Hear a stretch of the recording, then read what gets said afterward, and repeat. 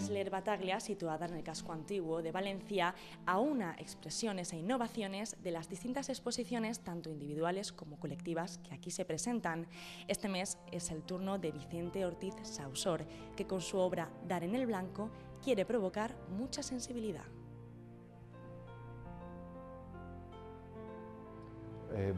Dar en el blanco es de alguna manera es un recopilatorio de los últimos 3 años de trabajo.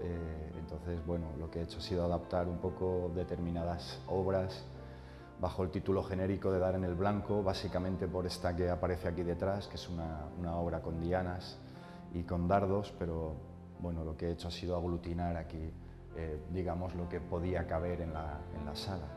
Multimedia puede impactar tanto como cualquier otro arte.